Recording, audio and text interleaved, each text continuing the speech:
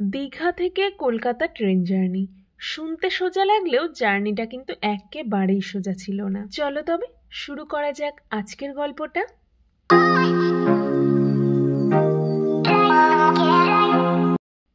High, আমি সৌমি। কেমন আছো তোমরা সবাই? And a grand welcome to a brand new vlog. Hi, আজকে হচ্ছে আমাদের লাস্ট ডে দীঘাতে অ্যান্ড গুড মর্নিং। যদিও গুড মর্নিং না ব্যাড মর্নিং বুঝতে পারছি না। এখন ঘটে গেছে আর একটা কাণ্ড, মানে আমরা ঘুরতে যাবো আর কিছু হবে না, সেটা জাস্ট হতেই পারে না। আজকে আমাদের ট্রেন ছিল সকাল 10টা বা 10:30 দীঘা থেকে। ওটা আমাদের গিয়ে পৌঁছাতো হাওড়াতে 2টো নাগাদ। তারপর 3টে থেকে একটা আবার আমাদের ট্রেন ছিল হাওড়া থেকে আমাদের ওদিকে যাওয়ার জন্য।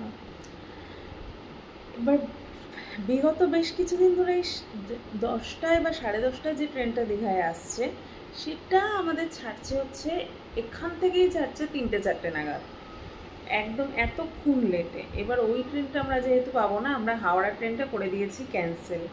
ওটা ক্যান্সেল করে আমরা ওখানে রাত 8টা নাগাদ একটা ট্রেন বুক করে নিয়েছি, যে এখান থেকে 10:30 ট্রেন যদি 4টেয় ছাড়ে সেটা গিয়ে 7টা-8টা নাগাদ পৌঁছাবে, আবার 4টের সময় আর একটা।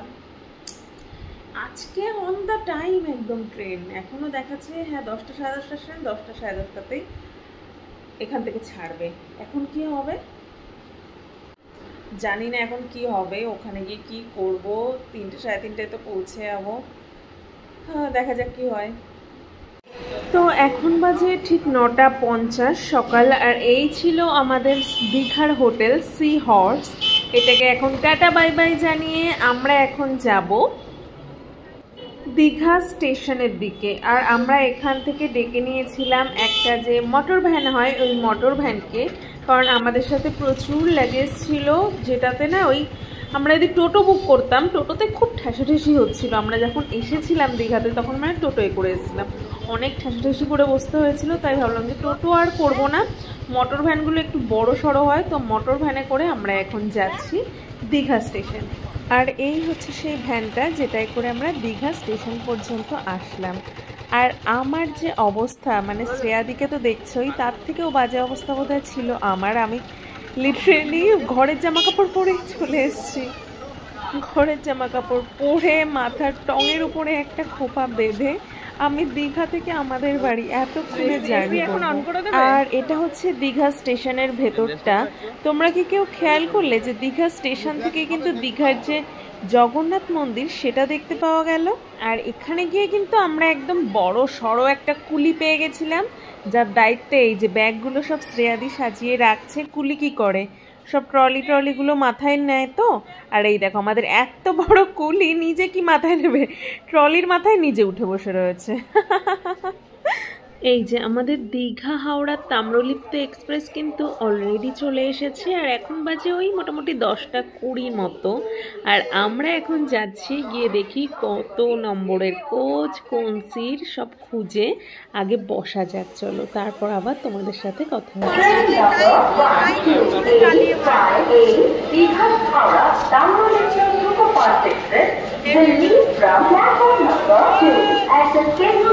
এই যে আমাদের যেখানে সিটটা পড়েছে এই জানলাটায় দেখো পুরো গুলির একটা মতো ফুটো। তাই আমি সৌগতকে বলছিলাম এই ট্রেনটার মধ্যে কি কোথাও গুলি গলা চলেছিল, নাহলে এরকম একটা ফুটো কেন। যাকে বাবা এখন একটু অনেকটা শান্তি লাগছে, বাইরে যা গরম, এসির মধ্যে ঢুকে মনে হচ্ছে বাবা কতক্ষণ পর যেন একটু রিলিফ লাগছে। ট্রেন ছেড়ে দিয়েছে পুরো আমাদের 10:35-এ, আর আমাদের খাওয়া দাওয়াও সাথে শুরু হয়ে গেছে। আমরা যেহেতু সকালে কিচ্ছু খেয়ে আসিনি, তাই প্রথমে একটু হেলদি খেলাম, কারণ সারা দিন তো চলবেই। তাই শশা দিয়ে শুরু করে তারপরে এই যে শুরু হয়ে গেছে আমাদের আনহেলদি ফুড, চিপস, তারপর লম্বা টানা একটা ঘুম দিলাম। আর এই দেখো ট্রেন কিন্তু পৌঁছে গেছে হাওড়া স্টেশন। হাওড়া স্টেশনে ঢুকছে এখন ট্রেনটা, আর ঘড়িতে বাজে এখন ঠিক 2:38। এতক্ষণ তো বেশ ভালোই চলে আসলাম, এবারই তো শুরু হবে আসল যুদ্ধটা। পেট তো একেবারে খিদেতে চোঁচো করছে। আর দীঘায় যাওয়ার সময়ও না আমরা এই হাওড়া স্টেশনের যে ফুড প্লাজা আছে ওখান থেকে খাবার খেয়েছিলাম, দারুণ মারাত্মক টেস্টি। তাই আবার চলে এসেছি ওখানে খেতে। শ্রেয়া দিয়ে নিয়েছে বিরিয়ানি আর আমরা নিয়েছি ফ্রাইড রাইস আর চিকেন।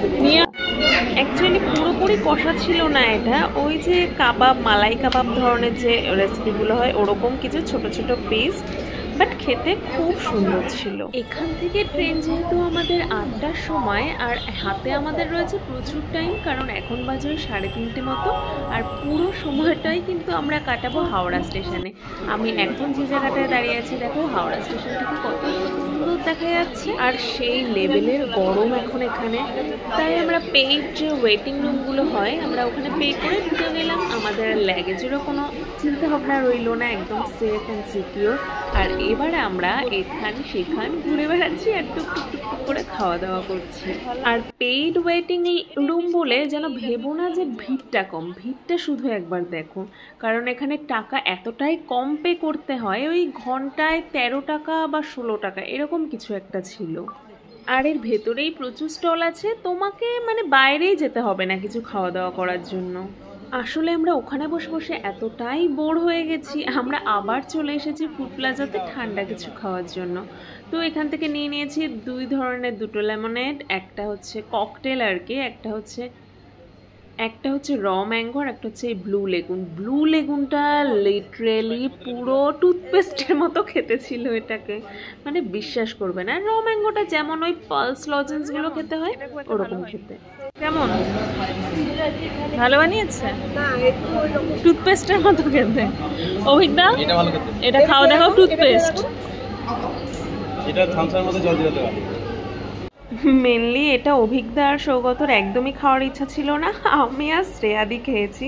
আর এই খেয়ে ওরা দুজন বলছিল তোমরা টাকা নষ্ট করে এই খেতে গেলে, এই টাকা দিয়ে আমরা এত বড় বড় 2 বোতল বোধহয় কোল্ড ড্রিঙ্কস পেয়ে যেতাম, কিন্তু ওই শখ হয়েছিল খেতে, তাই খেয়ে নিয়েছি। তো দেখতে দেখতে এখন সন্ধ্যা হয়ে গেছে আর 8:30 বেজে গেছে, আমাদের ট্রেন চলে এসেছে, আমরা ট্রেনে উঠে পড়েছি।